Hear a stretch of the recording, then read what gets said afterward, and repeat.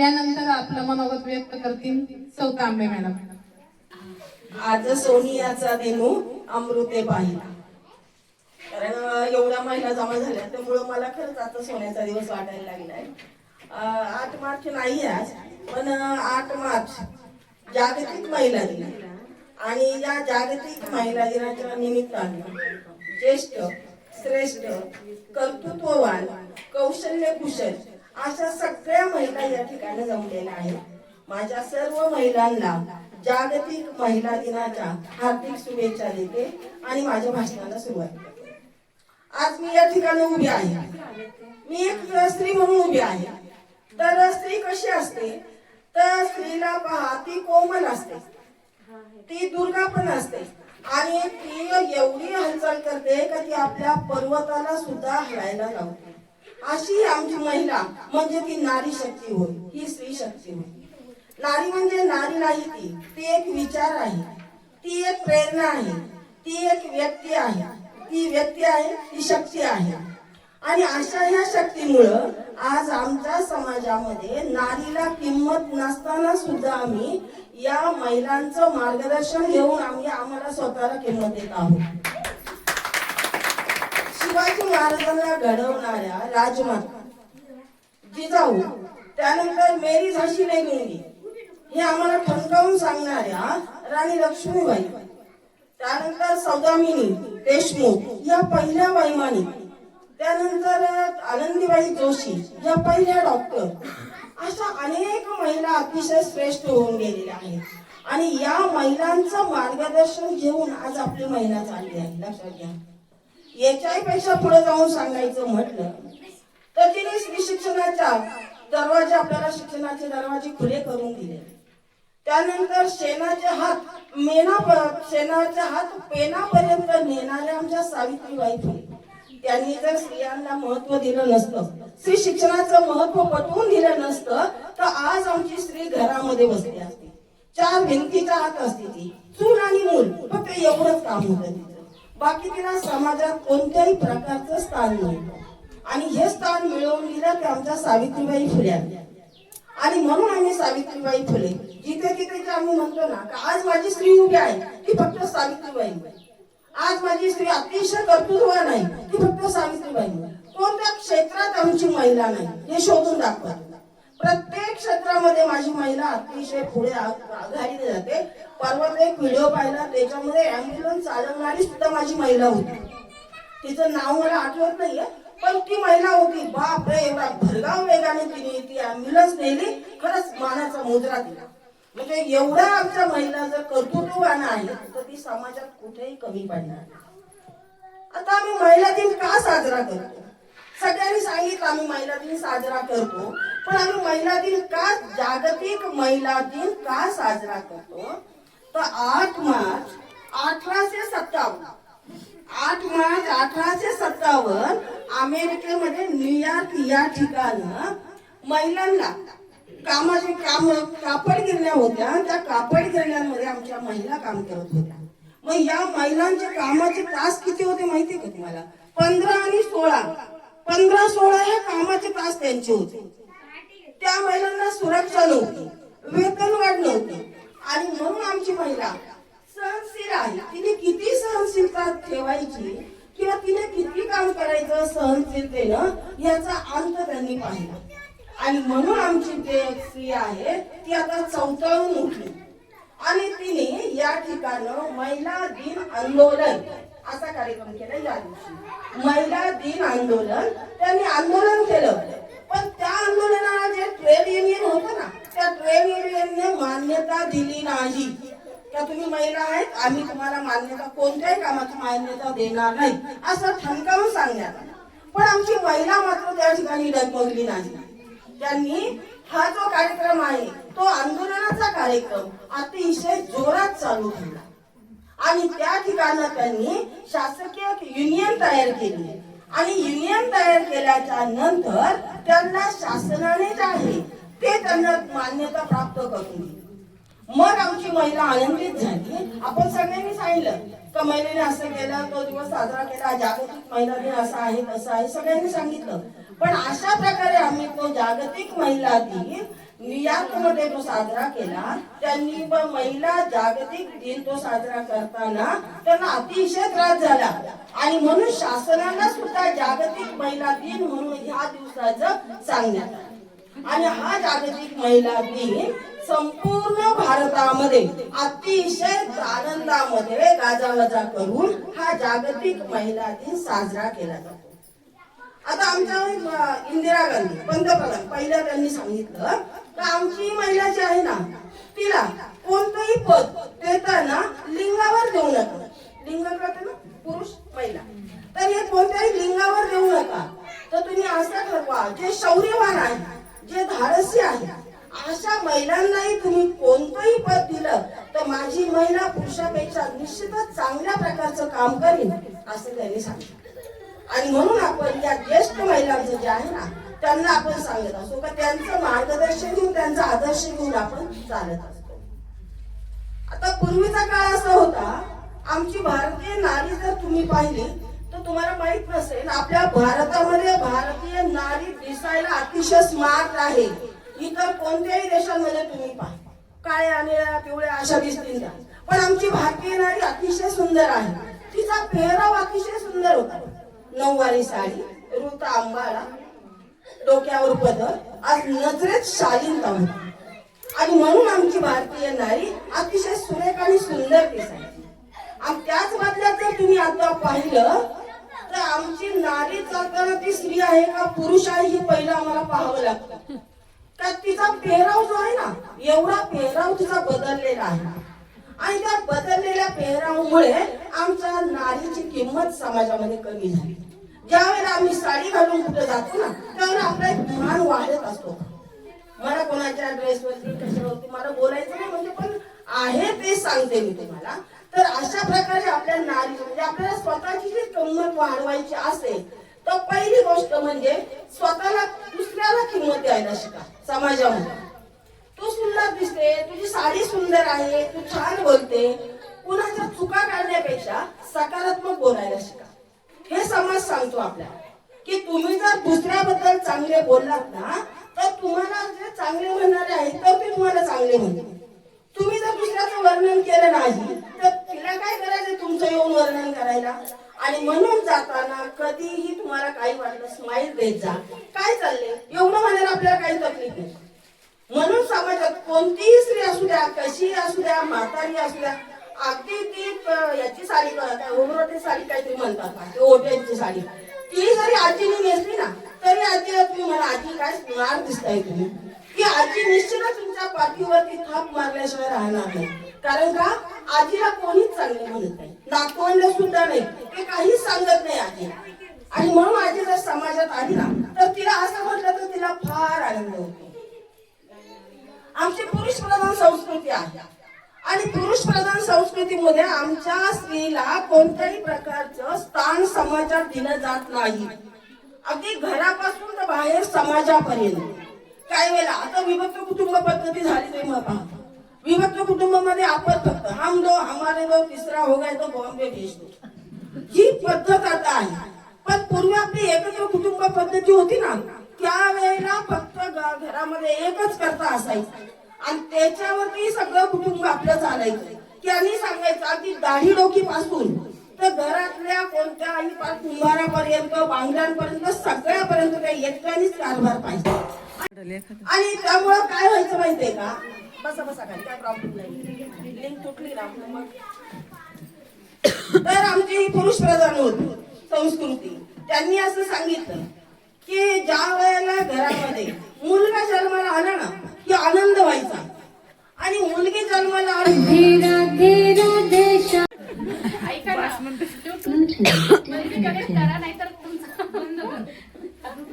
तर ही पुरुष प्रधान संस्कृती होती. पूर्वी मुलगा झाला की तो वंशाचा दिवा आहे. नीट ऐका बरं का सगळ्या महिलांनी. तर पुरुष प्रधान संस्कृती असल्यामुळे मुलगा झाला ना का अतिशय आनंद व्हायचा आणि तो आनंद झाला की आम्ही पेढे वाटायचे. पण मुलगी झाली ना की तोंड अंदर व्हायचा, घरामध्ये तोंड वाकडं व्हायचं. काय त्या बिचारीने एवढं केलं. अहो जन्माला आलेल्या कोणाचंही तुम्ही स्वागत करत जा. ती मुलगी जर पुढे पंतप्रधान झाली तर, ती जर मुख्यमंत्री झाली तर, तिने जर तुमचं राष्ट्र चालवलं तर मग तुम्ही तिच्या घरातून पायापर्यंत जाणार असं आपण सांगितलं जायचं. आता मुलगा झाल्यानंतर आनंद झाला. एक कुटुंब होतं, त्या कुटुंबामध्ये मुलगा झाला, अतिशय आनंद झाला. आनंद झाल्याच्या नंतर बापाने मुलाचं शिक्षण केलं. मुलगा परदेशात गेला. परदेशात गेला होता, तिथं काम करू लागला. बाप इकडं शेती वाडी सगळं घरदार सगळं व्यवस्थित बघायचा. नंतर त्याला असं वाटलं की आपण परदेशात आलो पण आपले आई वडील आपण तिकडेच ठेवलेत, आपण आई वडील का घेऊन येऊ नये. पण कारण पाहावं आणण्याचं, तर मग माझ्या आई वडिलांना मी घेऊन येईन. मुलाने बापाला पत्र पाठवलं. त्यावेळेला पत्राचा काळ होता. मुलाने बापाला पत्र पाठवलं, बाबा तुम्ही गावामध्ये राहायचं नाही बरं का, मी परदेशात आलोय, तुम्ही माझ्याच बरोबर पाहिजे. बापाला केवढा आनंद झाला की माझा मुलगा मला परदेशात नेणार आहे. साऱ्या गावाला सांगत सुटला का मला माझा मुलगा परदेशात नेणार आहे. आणि मला फार आनंद झाला. मुलगा परदेशातून घरी आला गावाला आणि तो सांगू लागला, बाबा मी तुम्हाला घेऊन जाणार आहे बरं का, मी तुम्हाला घेऊन जाणार आहे. आणि नेण्याचं कारण काय, पण आपल्याला इथं काही ठेवायचं नाही बरं का, शेती वाडी काही नको, सगळं विकायचं आणि मी तुम्हाला घेऊन जाणार आहे परदेशामध्ये. बापाला फार आनंद झाला.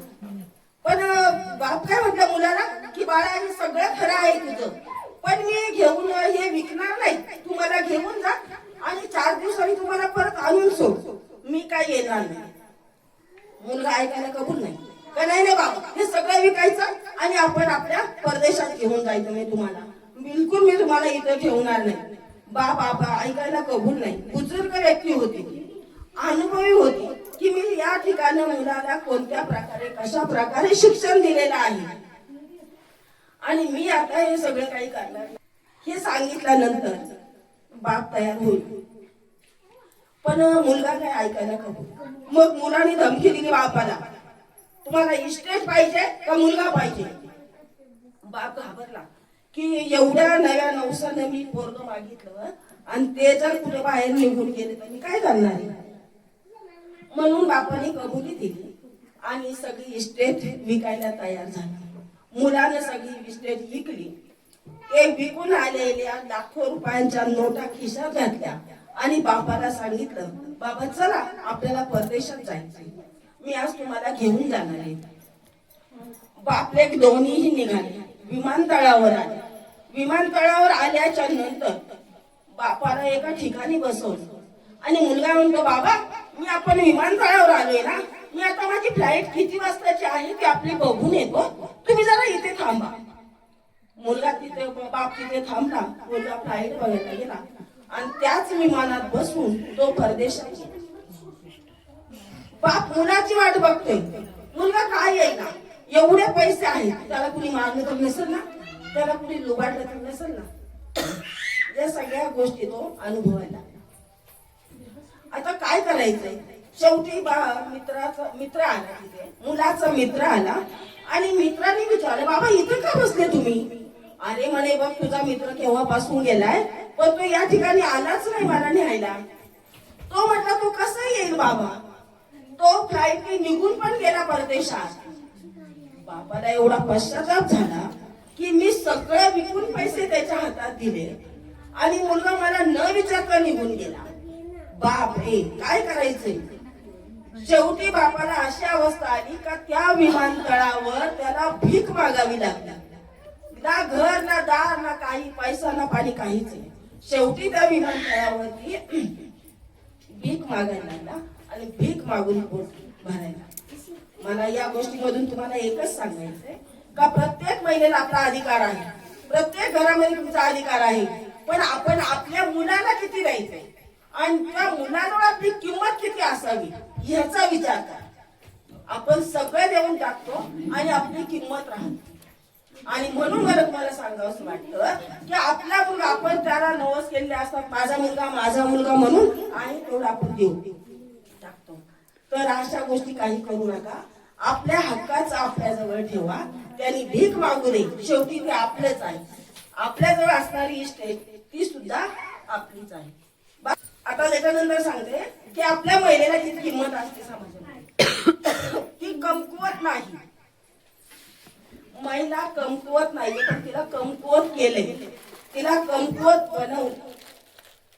माझी महिला एवढी कर्तबगार आहे. तर समाजामध्ये मला फक्त एवढंच सांगायचंय का महिलेनं किंमत दिली पाहिजे. आपण असं म्हणतो एक महिला पुढे गेली का तिचे पाय मागे खेचतात, हा प्रकार आता बंद झालेला आहे. त्यामुळे समाजामध्ये एकमेकीला मानाचं स्थान द्या. या व्यासपीठावरून मी तुम्हाला फक्त एवढंच सांगू शकते की घरादारापासून आपल्या महिलेला स्वतःच तुम्ही आदर द्यायला शिका. तुम्ही जर दिला, तिचा मान सन्मान केला, आदर केला, तिला काही ना फुलाची पाकळी दिली, तिचं वर्णन केलं, तिची स्तुती केली, तर निश्चितच माझी महिला ही चांगली आहे. एक कुटुंब होतं, त्या कुटुंबामध्ये 3 मुली जन्माला आल्या. 2 मुलींचं चांगलं झालं, पण शेंडेफळ होतं त्याचं जरा थोडस गरीब कुटुंबातली लोक मिळाली समोरची. आता गरीब कुटुंबातली लोक मिळाल्यानंतर मुलगी ही वडिलांची लाडकी असते आणि मुलगा हा आईचा असतो. तर आई त्याला मुलाला जीव लावते, पण मुलीचा बापाचा जीव हा नेहमी मुलीजवळ असतो. बापाचा नेहमी विचार करायचा का माझ्या मुलीला अतिशय गरीब कुटुंब मिळालं, माझ्या मुलीला अतिशय गरीब कुटुंब मिळालं, त्याच्या जीवाला ती चिंता लागून राहिली, तर मी काय करू शकतो यावर. पण काहीच करता येईना. शेवटी एक दिवस काय झालं, मुलीच्या घरी गेला. मुलीच्या घरी गेल्यानंतर त्यांनी पाहिलं तर मुलीला नवरा सासू सासरे लाथा बुक्यानं मारतात. बापरे, आता काय करायचं. तो थोडासा बाजूला झाला आणि ते निवळल्याच्या नंतर आतमध्ये गेला.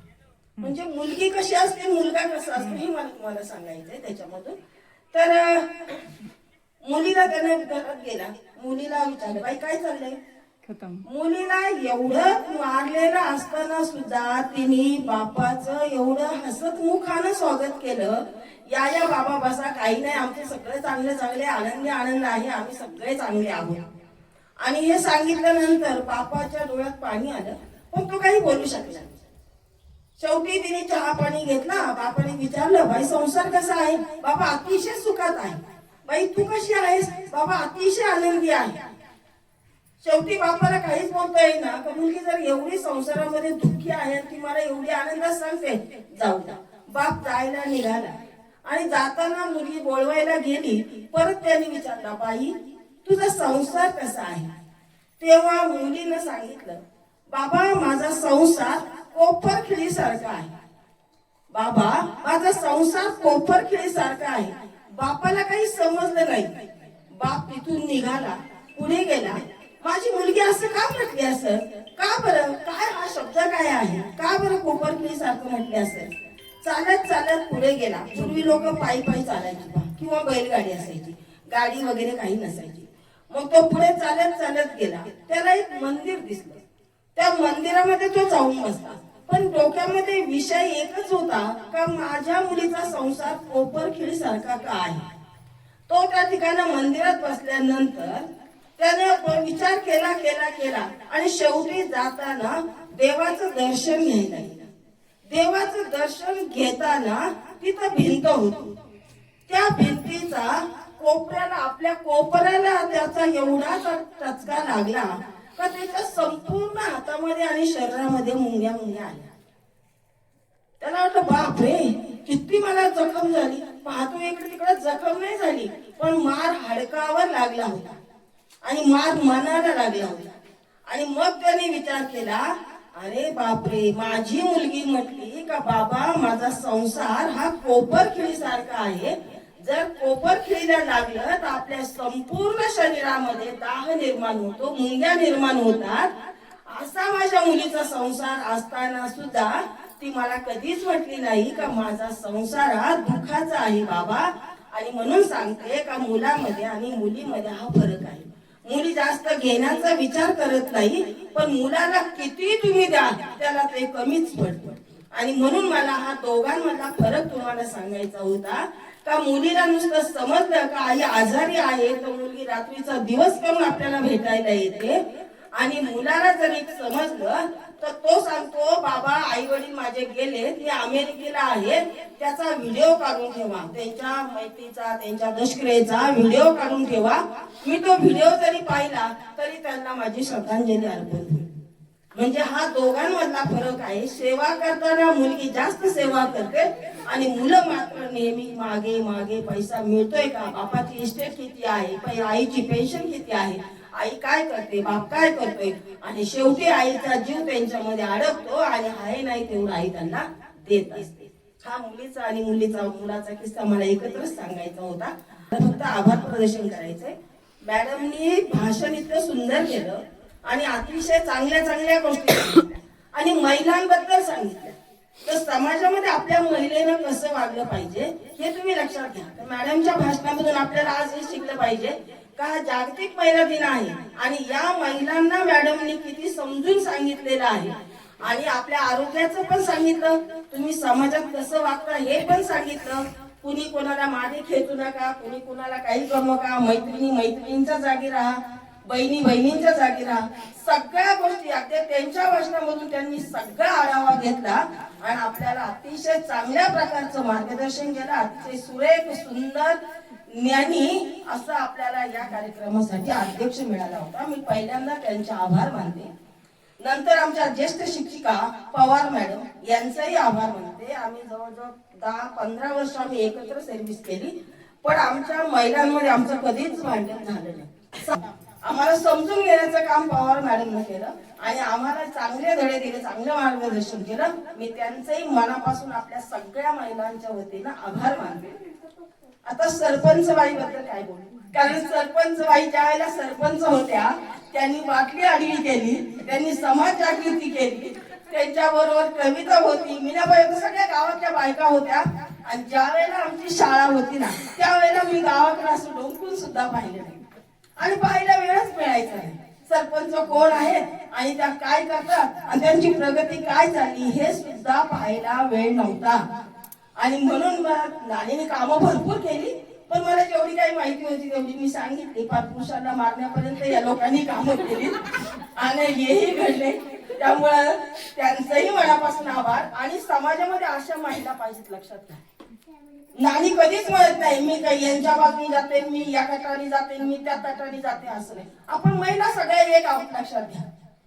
मी परवा शिवजयंतीच्या कार्यक्रमाला पाहिलं. शिवाजी तुमचा आमचा सगळ्यांचा आहे, पण बोटावर मोजण्या इतक्या महिला होत्या आणि मी विचारलं कुणाला पाळणं म्हणायचं आहे का, तर नाही म्हटल्या. मग आम्ही दोघींनी पाळण्याची तयारी केली आणि म्हटलं चुकी बाकीचा कसं आहे, आमचा आवाज काय एवढा, आम्ही लता मंगेशकर नाहीये, तर कसं का होईल म्हटलं. पण दुसऱ्याला म्हटल्यानंतर मला असं वाटलं की मी ज्याला म्हटलं त्यांनी माझ्या बरोबर यावं म्हणायला. मी तुम्हाला म्हटलं, मी निशाला म्हटलं, मी मंदाबाईला म्हटलं की आपण सगळ्यांनी पाळणं म्हणायचं आणि तुम्ही का आकडून बसायचं. अहो तुम्ही म्हणा ना शिवाजी तुमचा पण आहे ना आमचा पण आहे. आणि सगळ्या महिलांनी या गावातल्या सगळ्या महिलांनी येऊन जर शिवाजीचा पाळणा म्हटले असते तर निश्चितच आपल्या परुंडे गावाचं नाव झालं असतं, लक्षात घ्या. पण हे योग्य नाही ना, हे कामाचं नाहीये. आपल्या सगळ्या महिला एक आहेत, लक्षात घ्या. आणि आयुष्यामध्ये मी सांगते का 33 वर्षामध्ये कधी गटतट केले नाही आणि इथून पुढे करणार नाही. सगळ्या माझ्या महिला एक आहेत आणि मी सगळ्यांना धरून चालणार आहे. सगळ्यांचे मनापासून आभार या कार्यक्रमाला उपस्थित राहिल्याबद्दल. अध्यक्षांच्या वतीनं पण, त्यांच्या या वेद कस्तुरीच्या मधून पण, आणि सगळ्या महिलांना मी फक्त एकच विनंती करते का असंच सगळ्या जणी एकत्र येत जा, आनंदाने राहत जा आणि नटून थटून राहत जा. आणि कोणत्याही कार्यक्रमाला गेलं तर मागं बसायचं नाही, पुढचं स्थान पाहिजे. जागा असू दे नाही तर नसू दे, रेचून खेचून मागे व्हा, पण जागा पहिलीच घ्या. कारण आपल्याला मागे सारणारे फार लोक असतात, पण मी कमी नाही. मी सुद्धा, तुम्ही कोणत्याही खुर्चीवर बसा, तुम्हाला कोणाची उठवायची ताकद होणार नाही. कुठेही बसा तुम्ही, तुम्हाला कोणीही उठवणार नाही, पण तुमच्यात धमकच नाहीये पुढच्या खुर्चीवर बसायची. तेव्हा मी आता तुम्हाला अगदी विनंती करून सांगते का कोणताही कार्यक्रम असतो तुम्ही म्हणा मॅडम आम्ही पुढे बसलो पण दुसऱ्यांनी काय करायचं, मला काही माहित नाही. मी बसले ना, मी बसले, तुमची माझी स्वतःचा सन्मान करायला शिका. मी कमी नाही हे जर जेव्हा तुम्ही समजाल ना, तेव्हा तुम्हाला समाजामध्ये मानाचं स्थान मिळेल. आणि सगळ्या महिलांनी एकत्र व्हा. आपल्या पारोले गावात जेवढ्या महिला आहेत ना, तेवढ्यांनी एकत्र व्हा आणि नानीचा, भाभीचा, कविताचा, मीनाचा, हे सगळ्यांचा आदर्श घ्या. मी सगळ्यांची नावं घेऊ शकत नाही, पण सगळ्या महिलांचा आदर्श घ्या. एकमेकीला पुढे नेण्याचा प्रयत्न करा, मागे ठेवू. सगळ्यांनी एकजुटीने हातात हात घालून समाजात वागा. तुम्हाला कोणीच मागे साधणार नाही. कारण ही महिला जी आहे ना, ती काय करू शकते हे तुम्हाला माहिती नाही. माझं एवढंच सांगणं आहे, तुम्हाला सगळ्यांचं आमच्या मनापासून आभार मानते. आणि फार मोठा किस्सा आहे बरं. कारण सरपंचांचा कार्यक्रम झाला ना, तिला म्हणलं सूत्रसंचालन तूच केलं पाहिजे, मीनाबाई ते दोघींनी. पण एवढं येवण केलं ना की नाव चुकू द्या, चुका म्हणायच्याच नाही. पण तिचं लेडीज येण्याचं काम त्यांनी स्टेजवर केलं आज एवढ्या मोठ्या कार्यक्रमामध्ये. आणि आजही पण मी तिला सांगितलं का हा कार्यक्रम तू सूत्रसंचालन तूच केलं पाहिजे. अहो तुम्हाला काय सांगू आता, आम्हाला हा कार्यक्रम करताना किती त्रास झालाय आणि किती महिलांना फोन केले आणि किती महिलांनी आम्हाला काय काय प्रत्युत्तर दिले. नानी जर सोडली, नानी जर सोडली तर आम्हाला कुणीच होकार दिला नाही. मग काय केलं आम्ही, कविता असू दे, मीनाबाई असू दे, नानी, जयश्रीताई मॅडम यांचा सगळ्यांना, सुवर्णा, आम्ही सगळे एकत्र जमायचं आणि मग काय करायचं ग, कोणाला फोन करायचं ग. अहो काय सांगू, एवढा त्रास झाला ना की संध्याकाळी 12 वाजेपर्यंत झोप येत नसायच्या. कारण कार्यक्रमाचा जिथू होण्यात अर्थ नाही. लक्षात घ्या, जो कार्यक्रम आपण करतो ना तो एक नंबर झाला पाहिजे, तो चांगला झाला पाहिजे. तो कोणाचाही असतो, त्याला गालबोट लागतं कामाचं. आणि म्हणून हा कार्यक्रम जीव काढून केला, पण तो सक्सेस झाला, आनंद वाटला. आणि म्हणून त्या आनंदामध्ये तुमच्या सगळ्यांचा आभार मानते आणि अध्यक्षांच्या परवानगीने सांगते का हा कार्यक्रम संपला. इथून पुढे आपले अजून 2-3 कार्यक्रम आहेत, पण ते विविध गुणदर्शनाचे आहेत. आमचा एक डान्स बसवलाय, आम्ही तो डान्स आम्ही सादर करणार आहोत. तेव्हा तुम्ही परत आम्हाला असंच सांगा. धन्यवाद, सगळ्यांच्या मनापासून आभार.